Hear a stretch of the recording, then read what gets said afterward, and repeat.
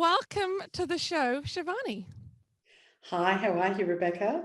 I am so good, but oh my gosh, love, I wish we were back on Necker Island. This winter in Sydney is driving me nuts.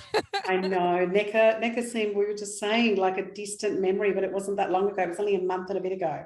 It wasn't so long ago, but what we've discovered there, what we were just talking about offline, was the importance of space and that reflection piece. And that's something that you and I talked about a lot while we were there. And it's why I wanted to get you on the show because I want to talk about space and I want to talk about the power of finding the right mentor from a support perspective. But before we dive into that genius, let the audience know who you are and what's your background, because you have a fabulous one that I want to hear again. Well, it's a checkered one. That doesn't mean that I went to jail at any point, but it's a fairly checkered one. So I sort of started off growing up in a very typical Indian family where you had to go to university, you had to go and get a job. I've been very inspired by my father and grandfather, who were both engineers. And so I graduated as an electronic engineer. I worked as a projects engineer for a while, sort of did that corporate path, got an MBA, got a corporate job, moved around corporate for a while, for about a decade, and got into sort of senior leadership roles. Really didn't enjoy it, didn't know exactly what I wanted to do once I left and resigned from that. But ended up starting out what I call my SAM business, my speaker, authoring and mentoring business. And that's just had its 20-year anniversary. So I've just been in business a couple of weeks ago. On 30 June, we got to 20 years in business and been mentoring and writing books and speaking at different conferences, and then have tried a couple of other businesses. Rebecca, a couple that I tried worked really well. One that I tried failed miserably and learned a lot of lessons out of that. And for the last decade, I've also been running some organic day spas and sort of taking one, sort of building that from scratch that was losing a bit of money to making it profitable, and 3 sites and over 50 staff. And I've just exited out of that business 11, 12 weeks ago. Yeah, I remember you coming on the trip and you just signed that paperwork, and it was just that huge relief of actually letting that one go, right? Getting it to where you needed it to get to, and then saying goodbye. And that is hugely eclectic, coming from that's engineering education and workspace into the creative field, right? Mentoring, authoring, finding it that way. I'm curious to know what that failed business was and what was your biggest lesson? Great question. The failed business was I wanted to set up play centres for children, and then take some of the profits of that and then build some play centres in Africa and India, and use that partly as a philanthropic adventure. It failed miserably. I ran it for just under a year. And in that year, I had 2 young children. I was running 4 different businesses and working about 80-hour weeks. So there's a number of things that failed. In fact, I got a really great mentor, and we're going to speak about that. There's no way, and I'm probably going to repeat this conversation in this podcast, there's no way I would be where I am personally or business, without mentors. And so I hired a mentor at the time who, specialized in scaling, or if it wasn't scaling, how to basically kill a business. Mm-hmm. And he just said to me, look, one of the things that's happening is that your successful businesses are now suffering because you're trying to get this startup happening.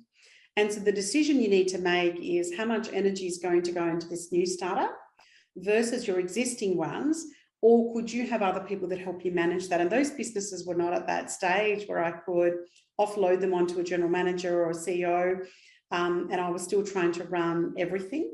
And so it failed more because I guess at that point I consciously made a choice to keep growing the successful businesses and letting the one go that probably needed me full-time for the next 12 months. And he also got me to make some lessons. There was about nine lessons that came out of that. It was quite a few years ago. And I still review that list every month. It's on the 1st or 2nd of each month. And that pops up in my diary, and it's got all the lessons in there. Because he said, if you can learn those lessons, you'll never make those mistakes again. And one of them was, don't do a startup when you're still scaling other businesses. You only do a startup when you've got some very successful businesses where you've got people that are in leadership building the business who can run that for you. Mm. Yeah, and that is a powerful one. I think it's very easy as entrepreneurs for us to go, yeah, I'm bored with this one now. I want to go and do something else. And yeah, unfortunately, a boring business is a profitable business, right? So you need to find that right team to keep that going, and it takes time to do that. Yeah. So I think I love that you review that list every month. Like, that's how long have you been doing that for? That's 7 years. Wow. And Yeah, have that you was 7 made years those ago. any of But those mistakes twice? absolutely, because you just learn from them. And I think you just said that, Rebecca, that, I think the shiny bits are the curse of an entrepreneur, because we're creative and we go, oh, I see a gap in that marketplace. I do that constantly. Even being at a sporting game with the kids, I'll see some of those gaps. But you can't pursue all of them. And or you can, just not at the same time. So you just need to be patient with when you're going to launch what. Yeah, exactly. And you said you wouldn't have got there with, got to where you are now, or even written that list if it wasn't for the mentor that you had in that business. Now, I'm going to assume that you've had varying different mentors for all the different types of businesses that you've had, and the different levels you've gone to. Where were you in your business journey when you took on your first mentor, and what were you looking for at that time? Yeah, I probably wouldn't have even called them a mentor, and they certainly didn't call themselves a mentor, but I had won a scholarship to study engineering, and as part of that, I was allocated a mentor. So I was 18 years old, and personally, I look at my father as having been very influential in my life, and quite a few, personal mentors that, again, you wouldn't call them a mentor, you'd call them dad or, an uncle or whoever it may be.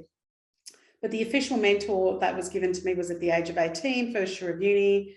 And Trevor, who was my mentor, still remember to this day, he goes, look, we need to talk about a couple of things. One is that I need to teach you how to drink beer because you just graduated as an engineer. I was like, okay, Trevor, I wasn't expecting that conversation. And secondly, he said, we really want to have conversations about your career. So from a very early age, he talked to me about, did I want to spend that 10 or 12 years going through the normal trajectory of a junior engineer and a middle engineer and then a senior engineer and then eventually get into management, or did I want to accelerate that? And he, planted that seed in my mind about starting an MBA earlier than I would have been ready for. And as a result of that, my career did take off a lot more. So very early on, I usually have a couple of different mentors every year. I have a spiritual mentor and I also have a business mentor. So I always try and have some support with me who I catch up with at least every month, if not more frequent. Yeah, and where I love that you've got several, because I also have several for different reasons. One of them is also very energetical, is what I'm going to say, and spiritual. In terms of moving from your career path, though, and moving into that space of your own, where did you look to find those mentors that were going to help you in your business growth? Because when you're in a corporate environment and the people are around you and above you have already gone through that journey, and you know where to find them because they're down the corridor, right? They're in that directory of team members and staff members. But when you go into your business by yourself, finding people with the expertise to support you and accelerate you forward isn't easy. Where did you find your first mentor outside of the corporate space? That's a really, really good question, Beck. And for me, I think, when I look at, okay, this is the next 12 months look like, what's my biggest pain point? And so some of those years and 20 years, money or cash has been the biggest pain point. So then one of the things I do is I talk to my private groups, I talk to friends, I talk to colleagues, and I say, hey, I need to get a bit better at cash management. I need to get a bit better at money management. Who would you recommend? And I'll send that message out, whether it's a text message or an email, probably will canvas 20 to 30 people. And I find that when the same name repeats 2, 3, 4, 5 times, usually I will then either just get in contact with them directly, or if they've got a website or whatever, go through a contact form and I'll just ask that. So I tend to use my network a lot, but usually it's based on the problem I'm trying to solve in the next year or two. There's been other times where I've got a bit stuck in terms of running multiple businesses and how, is that even a good idea? And some people do the one thing and they do it really deeply. Others run businesses really successfully. And then finding somebody that specialized when you ran more than one business. There's been other years where the issue has really been my own belief system and me getting in my own way, where I've been really worried about my own confidence. And, particularly I think after having the kids, there was a part of me going, no, this is fantastic. And really struggling with feeling that I was enough at home and feeling like that I was enough at work. And was I compromising? I just felt like I was skimming everything. So then I reached out to some of my network and said, who could really help me do that? And sometimes those mentors I find is a person, but also sometimes they're in the form of a book, or sometimes they're in the form of a podcast, or they're in a different form. So over the years, maybe certainly the last 5 or 7 years, I've got a bit better at letting that attachment go, in terms of that it has to be a person, it has to be physical. And obviously, as we've navigated through COVID, we're very open to how we learn, and it doesn't need to be at a conference, and it doesn't need to be face to face. So I now just go, okay, this is the intention I have. I'll meditate on it. I'll ask a few people. And usually I try and just resolve that issue that I've got for the next 6 or 12 months, knowing that that issue is big and it's probably going to take me 6 or 12 months to work through. Yeah, and that's so powerful, the power of network, right? The people that you grow around you. I'm curious, knowing what that goal is. You've got the goal, you've got that big vision. What's the process that you go through to go, that's going to be my challenges, I try and get to that goal? I know a lot of people can dream the big vision, but almost, what's the right phrase? Almost like second guessing or preempting those speed bumps. That's an art in itself. Where does that planning process come for you? Do you sort of sit down and go, what's going to get in my way? What's going to accelerate me forward? What's the process? Yeah. There's probably like a couple of big processes and lots of little ones. Usually on the 1st of January each year, for now 20 plus years, I do a bit of a planning sort of for the year. And usually it starts off from a feeling conversation. What have I really enjoyed?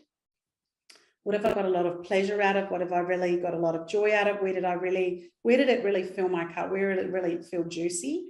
And then I'll literally start with a list of what didn't feel fantastic, who didn't I really enjoy dealing with, what sort of clients worked and didn't work. And you just start off with that little list. And what's beautiful is now, my husband Scott and the kids now start to do a little bit of a similar thing.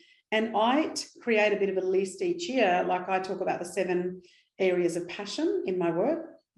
And in that, you obviously talk about your business and your family, but you talk about money, and you talk about your friendships, and you talk about your family, your spirituality or your philosophies, or you also talk about your mind and learning. So there's 7 areas that I'll speak about. One of the things I teach in my work is talking to people and saying that you can only master 3 things in a year. And if you get really clear about those things consciously, then you become very clear about what your goals are underneath them. Whereas my experience is when you set your goals, sometimes you're very hit and miss with them, because your goals are often not in alignment with your passions. And so if you get really conscious about what your top passions are for the year, and then you set some sub goals under them. So in my top 3 passions out of the 7 areas, I might have 5 or 6 goals under each of those 3. So I might end up with 15 to 18 or 15 to 20 goals under those top 3. And then, let's say, for example, social, friends, or learning is really important, but that's at the bottom of the list. It's not that they don't have 0 goals, but they might only have 1 or 2 goals. So I very consciously choose, what am I going to master this year? And I also very consciously choose what I'm not going to be able to master this year. And I'm going to have to be okay, which I've had to learn over the years, average at, because you can't excel at absolutely everything. And, I talk about that a lot with my clients, but I start with that process to say, what are you going to choose? And then set the goals. And then it becomes like a 90-day rock. What am I going to achieve in the next quarter? In that number 1 goal, passion, and then you break that down into where will it feel like you've done that. So that often then starts to identify some gaps. So I know I just mentioned the money thing. About 3 years ago, the businesses were sucking up a lot of money, and it looked like we had great revenue, but there wasn't enough cash around. So then to be able to go, okay, well, who can I learn from? So I reached out, and somebody suggested this fantastic presenter, Alan Miltz, who specializes in cash. In fact, he lives in Australia, but he does this work around the world. So I read some of his book, went to one of his seminars, and my goodness, did that change a lot of the way that I started to think about cash and really start to put some pockets of things away to which came in very handy through COVID as well. So just knowing what you want to achieve in that year then starts to go, oh, I need a bit more of that, or I don't know how to do that bit, or who else knows about it? And then let me then find some mentors to help me work out where those goals need to be in the next 12 months. I love that. And I've got my mind is going to go in two directions now. The first part, I want to know whether those goals are all big and all business focused, or do some of those goals involve smaller things? Like for me, I know when I set my plan, a monthly massage is that little reward that I make sure is in the calendar every month. And that for me is an achievable goal, and it still goes on the list. When you're planning those, are they big and small goals and a mixture of business and personal, or do you have different processes for different parts of life? Yeah, so they'll start off with the big goals. So, and I think the good thing is when they're not always business related. So when you look at those 7 areas, one of the things, when people talk about balance, the balance isn't you're like full on into your work. I know how passionate, Beck, you are about your work. I'm really passionate about my work. And, I'm not serious at work, but I take my work really seriously. It's really important for me to work because I've had that privilege of being able to work that a lot of the lineage of my women haven't had that opportunity.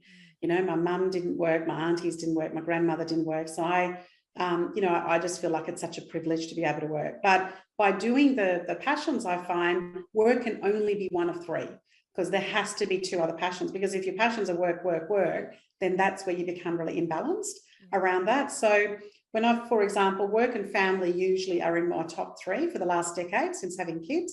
But the third one tends to vary. Sometimes it's health, sometimes it's learning, sometimes it's wealth. So that varies in and out a little bit. So what I then do is to kind of say, what are the big goals? So for example, a big goal has been for our family for the last 12 months, obviously navigating through COVID, has been to go overseas and take a month off. And how do we actually get overseas for a month using school holidays? When do we do it, etc. And so that's then got booked in January this year. We booked it for September. That's coming up in a couple of months. So we're really excited about that. And then, there's obviously lots of sub things like where are we going to go, what we're going to visit, whatever it might be. One of the big business goals this year was to exit the other business, so exit the spas. So the big one was we're going to do that. The timing of it was, okay, well, when are we going to do that? Do we need to engage a broker? When I do it, what will the reward be? As you talked about your massages. And, so for me, one of my rewards was going to a health retreat. So I've got that planned for later this year, and being able to sort of take, a week off to be able to go and do some stuff on my own. So I absolutely have some rewards in there, but they'll often be those sort of big, juicy goals. And then there's lots of little things, sometimes up to 40 or 50 things that need to be actioned underneath it to get to that bigger goal. Which makes them manageable, right? It's the smaller pieces that make them manageable to reach that big goal, which I think once you start getting into that headspace, you can achieve a lot in a 12-month period, like a lot. You talked about the fact that your husband and children also do a similar thing in terms of their reflections and maybe planning. Do you pull this all together as a family at the beginning of the year, or, check in on I'm going to make this up, monthly, week, quarterly basis together so that you're all aware of what everyone's trying to do, both individually and together? Yeah, we do. So we take a couple of hours off on New Year's Day, and that's been part of our ritual for many years now, where, we'll just have some sketchbooks and some crayons, we'll put some music on, make a pot of tea or coffee, and we'll literally do that. And then what we do is we come together and share each of our passions for the year and each of our goals for the year. And that's really fantastic because certain things emerge around that. I remember last year, my daughter, who's 13, she said, I really want to be able to do some external drama to the school. And she spoke about how she wanted to pick up a new sport.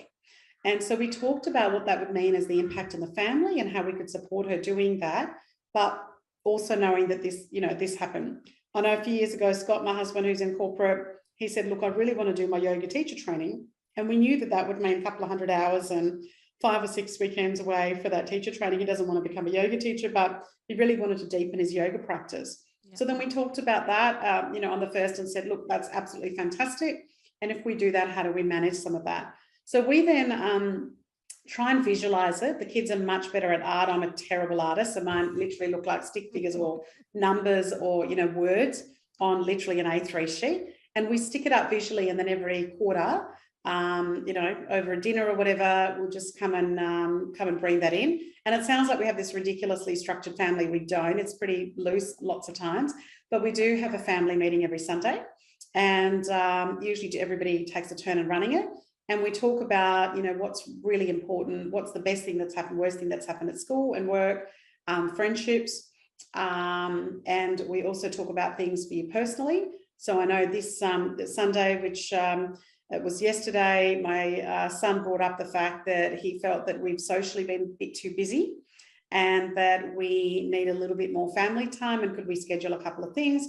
So usually those Sunday meetings are often really good for those quarterly catch-ups as well, where we'll say, look, this week, let's do a quick family meeting, and then let's bring your goals in and let's talk about it. And then we often then pick up saying, you know, how do we do that? Because I think the little logistics works pretty well in most families, like we have our thing on a fridge and et cetera, et cetera. But the bigger goals is what gets missed with kids, I find. So what's been really great is they've just picked that up because they've seen us do that on January 1. And they've gone, yeah, I want to be able to incorporate that and do that. And they're now starting to think about bigger goals rather than just the little goals on a weekly or a monthly basis. I love that so much that you bring that together as a family meeting. We've just started it in our household. There's only two of us. And I know that Alex looked at me slightly crazy when I said, we're having a family meeting every Sunday. And he's like, what is that? Like, do other people, where have you got this from? You know, and doesn't quite understand it. And it's taking a little bit of time to build that in. And for people watching and listening to this episode, you know, getting it to that seamless thing, I would assume for you, where the kids are coming and saying, can we do this? Or I want to be a part of this. Has that taken a bit of time to sort of get them all on board, or were they all kind of on board already? Yeah, no, it's sort of happened organically. I remember Shanti's 13, Om's 12. So she was maybe about 5 or 6 when on New Year's Day we were doing it. And she was like, what are you doing? And I said, I'm doing a vision board. And she goes, what's a vision board? And I was like, well, when you sort of get clear about what you want to do or achieve in the next year or so, we just draw it up. And she goes, can I do it? And so her first one was just, you know, a bit of drawing and sketching. And a couple of years later, I remember the three of us were doing it, and I was like, what are you guys doing? And we were like, we're doing a vision board. What's a vision board? Same question. Yeah. And you go, this is what we're doing. So they just started fairly organically. And some of them, you know, have now got some bigger goals. Like, you know, they're starting to go, you know, Om's already told us he wants to go and live overseas for at least a year. Shanti's told us that she'd like to eventually have a little property. And so, you know, they're sort of big, hairy, audacious goals when you're 12 and 13. Yeah.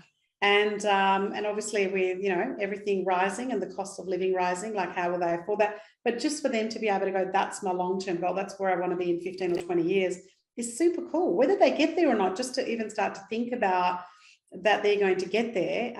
But if they don't even think it or dream it or write it down or draw it, then the chances are there. And I'm not sure if I shared this story with you, Beck, when we met on, well, we've met before, but when we re-met on NECA, NECA was on my vision board for 12 years. So somebody had told me about NECA many, many years ago, and that you could go on Richard Branson's Island. I've always loved him as an entrepreneur and read all of his books. And so it was about 12 years ago that I put that on my vision board. That I had an opportunity to go about 7 years ago, but then a fair few things came in the way of that. So that has stayed on my vision board. Each year I've done it. And it's literally had the word NECA sitting on the vision board for the last 12 years. And so to get to realize that, particularly a couple of years ago, I thought this is never going to happen with COVID. And but to leave it on there also gets that realized. So I've shared that story with the kids to say, just because it doesn't happen in a year, like keep transferring it if it's still really important to you.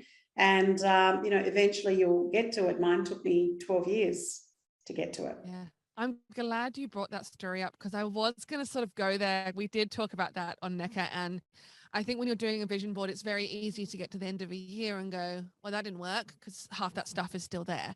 But you just hit the nail on the head there. It's about that long-term goal of keeping it there so it's front and center of mind.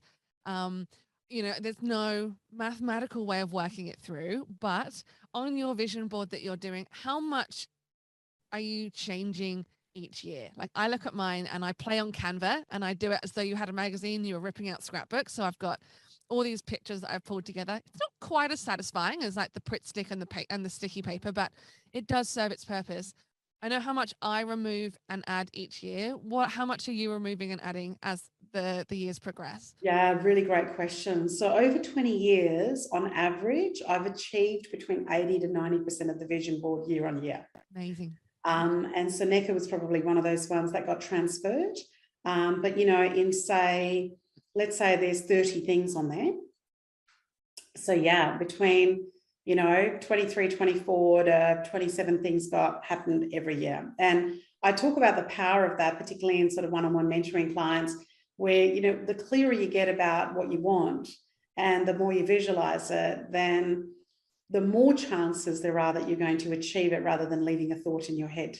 So I think there's a lot of power in just writing it down, and even if it's for yourself, being able to do that. I was speaking to somebody this morning who has always wanted to do a Tony Robbins course, but she wanted to go, and she just hadn't got around to it.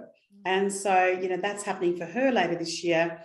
And that's been on her vision board, interestingly enough, for the last, I think, 3 or 4 years. So it was just, her goal was just before COVID hit. And so she's really looking forward to realizing that. So I just think it's great when you can see going, because, I've got mine where I get changed. And so I definitely pay attention to it at least once a day, maybe twice a day when you're getting changed. And just to even be able to scan it and go, oh, I haven't done that one yet. It just gets you doing that. Like I have next to the family, I have like an energy symbol. And so that's like, when you're getting changed at the end of the day and you're tired, like rock up with energy to your family. And so just by looking at that, like if I've had a really full on day, and for example, I'm tired, and often our loved ones sometimes don't get to see the best of us when they really probably deserve it more than others, is, seeing that energy symbol in there, I go, okay, like, come on, you just get changed, put your clothes on, and then rock up with your family with a bit more energy when you meet them in the kitchen. So that little things like that I find help. I think that's huge. And I think that's probably one of my bigger takeaways from our conversation right there is that your family and the people that you spend so much time with don't always get the best of you, because you are constantly striving and being busy and doing other things. And, as business owners, going at a million miles an hour. So I'm really glad you snuck that little bit in there. So we've covered off vision boarding. We've covered off like there's 7, you call them this what 7 pillars? Areas of passion. So I think that, if you look at them in a big circle, there's like 7 areas that you can master. You can only just master about 3 things for a year. So just choosing which ones you want to master, and things you're going to be average at and, or suck at, and being okay with that. Yeah, I love that. And then finding the mentors to help you get to those pieces and those passions. Shivani, you spoke about the fact that you are a mentor and you do have books and courses, I'm sure, that people can go to learn more and understand how they can really take that space, have those reflections and progress forwards. Where can people come and find more from you? What can they find when they search for you? Yeah, great. One of the things of constantly sort of get asked a lot of questions. So I created a business called Ask Shivani. So the website is simply askshivani.com, and you'll find the same handle on LinkedIn, Facebook, and Instagram as well. You're amazing. And there is so many resources there. And I would recommend to follow that one along and check out the resources that Shivani has. Shivani, thank you so much for joining me on the show. You've relit my enthusiasm from the vision board that I look at every single day. And I'm definitely going to be exploring those 7 passions once more. Thank you for joining me on the show. I really appreciate your time and your wisdom. Thanks so much, Beth.